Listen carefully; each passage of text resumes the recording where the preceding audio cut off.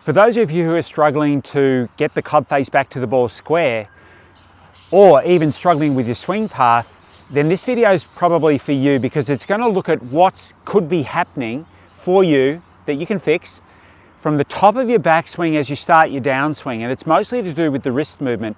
And we're going to have a look first of all at what that movement is, and then what we can do about it to help you improve it. Hi, I'm Peter Knight, and I've created this channel, Peter Knight Golf, to help you play the best golf you possibly can. And today we're having a look at what's happening through the end of the backswing, start of the downswing, so the transition phase with your wrist movement that we can help you with.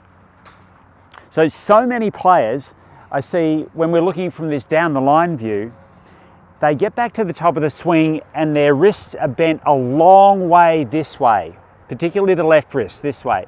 Now, from that position, as the club swings down, the club will at best probably just swing down to the ball steeply.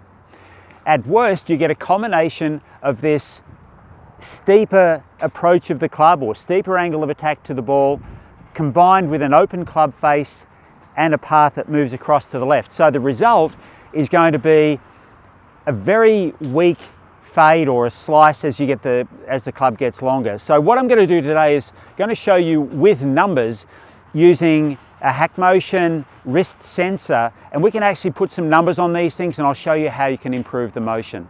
So this device helps us to measure the movement of the wrist. Now, the key thing that we're going to look at here is when you have a look at the numbers on the screen, the orange one, which at the moment is reading -9, that's related to the movement of my wrist this way. So we can see that that number increases as I move the back of my hand up, which is wrist extension. That number is going to increase into a higher positive number.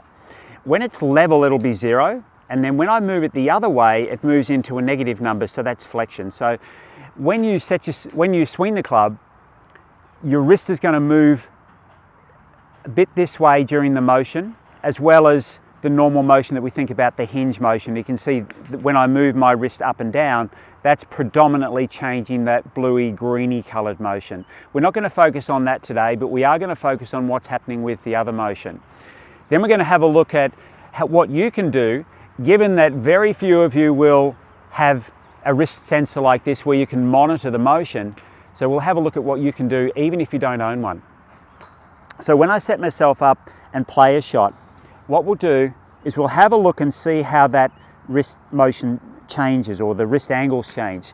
So when I'm setting myself up, we see that orange number there is -13, -12. It's bumping around a little bit. But when I set myself up, as you will, whenever you grip the club, that's going to create a slight bend through the wrist here. Now, typically that's sort of going to be somewhere in the vicinity of 10 to 25 degrees, depending on the player. Then, as the club swings back, that number will bounce around a little bit, but it might change a little bit. Now, the key thing that we're looking for here is that that number is not really increasing a whole lot. So if I bend my wrist, and we can see that number there is 20 degrees, that's a greater number or a higher number than what it was at address. In other words, my wrist is bent more at the top of the swing than what it was at the start. That's a great recipe for starting the downswing too steeply. So let's play a shot and see what happens during the swing with I'll say my normal numbers.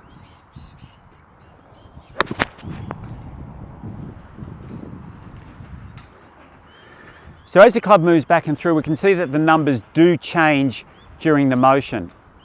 Essentially what we're looking for with these numbers is for the numbers to sort of decrease a little bit from the start of the backswing at address to the top of the backswing and then to impact. So when I strike the ball, ideally that number is going to be probably somewhere around about 0. Now if it's sort of plus or -5 degrees, for example, and it also varies depending on how I hold the club, that's okay. But the key thing is that I want to feel that as the club swings to the ball, the back of my hand and the back of my forearm are reasonably flat. Now what that'll do is that'll ensure that when I strike the ball, I'm going to hit the ball with the shaft leaning forward at impact, which of course is my desired outcome. That will help me catch the ball with a slight descending blow. It'll allow me to catch the ball in the middle of the club face more easily, and it'll also give me a slightly bigger margin for error if I happen to swing the club through a fraction high, in other words hit a thin shot, or a fraction low, a fat shot. I can get away with those a little bit more. So now what can we do, given that you don't have one of these, to help to create that correct wrist motion? Here's an exercise that I'll go through quite a bit with players. Now we've got the numbers here that we can monitor the motion, but with most players you'll do it by feel and through observation. Now when I set myself up, if I have a look at, say, that angle at address, that wrist bend is sort of hovering around the 15-degree mark. So my goal when I get back to here is the number's probably going to be, maybe somewhere similar, might have bounced around a little bit. But what I'm going to do is I'm going to make that into a negative number. So all I've done is essentially, at that point there, I've let my wrist bend a little bit this way. Now that's an exaggeration on what I want to do, but it's fine for giving me the feeling of the motion.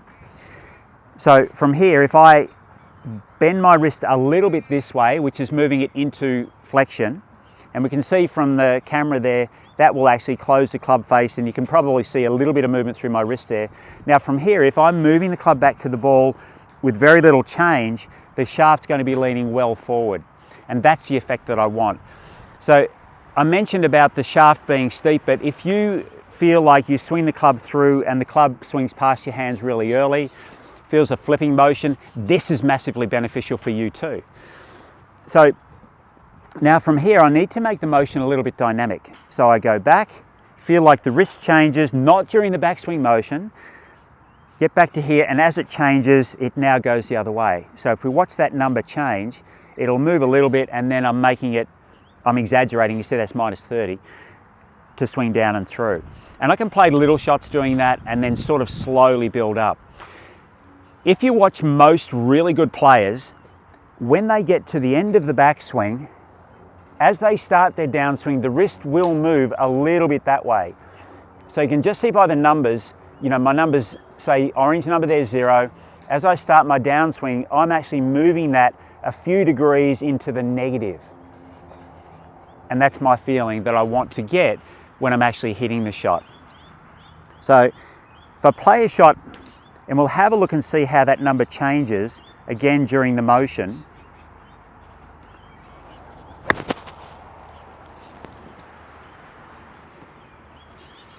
We'll see that the number sort of gradually reduces from address through the end of the backswing and then into impact. Now that will take some practice.